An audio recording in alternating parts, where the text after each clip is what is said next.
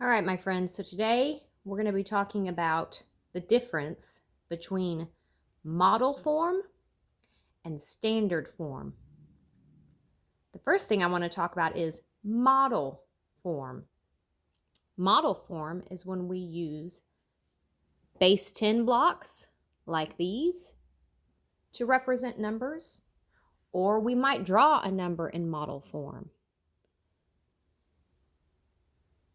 This line right here is like this tens rod right there. So let's say I wanted to model or represent the number 15 in model form. Okay? Well, it helps me to go ahead and write that number 15. And I'm going to write it in standard form. This right here, that's standard form.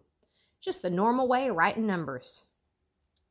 Now I would like to represent this number 15, which is currently in standard form, in model form.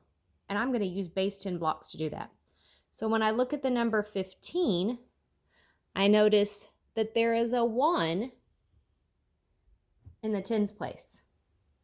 That tells me that the number 15 has one group of 10. I'm noticing that the number 15 has a 5 in the ones place. So I'm going to represent this digit 5 over here in the ones column with 1, 2, 3, 4, 5 ones. Now I have both forms on the board right now.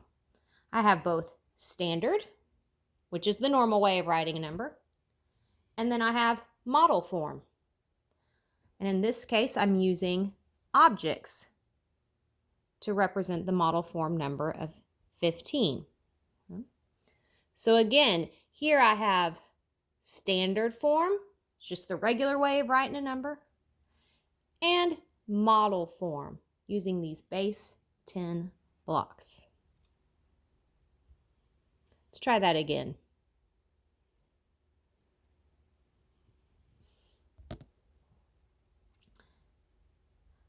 Now, I'm going to represent a number, and then we're going to think, did I represent this number in model form, or did I represent this number in standard form? Okay. I'm going to do the number 19. Okay. What are you noticing about the number 19? Did I use any base 10 blocks to represent the number 19? Did I just write it the normal way? Take some think time. So, if you said that this was standard form, you would be correct. I drew or wrote 19 in standard form. Just the normal way of writing a number. Now I want to represent 19 in model form with these base 10 blocks. Well, I'm noticing that there's a 1 in the tens place. So I'm going to pick up one group of 10. I wonder if I can move this guy down here. Oh, I can.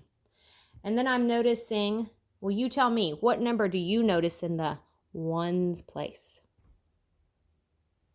Did you notice the number 9? I did too. So I'm going to use 9 ones to represent that digit. 1, 2, 3, 4, 5, 6, 7, 8, 9. And if I really wanted to, I could move them all down like this. So let's think about it. That number is the same as this number.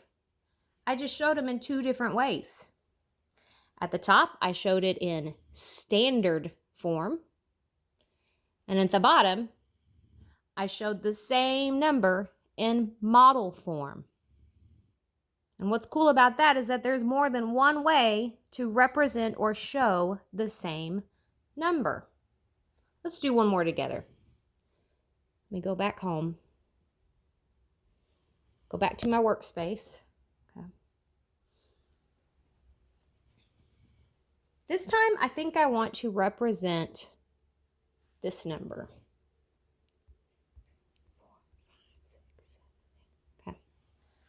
Do you see any written digits there? Any written numbers like the normal way? Or do you see some base 10 blocks? I'm noticing some base 10 blocks, and I'm noticing that I only have some in the ones place. Okay? I don't have any in the tens place. So to figure out what this number is, I'm going to count those ones. Count it with me. 1, 2, 3, 4, 5, 6, 7, 8. What number did I just represent?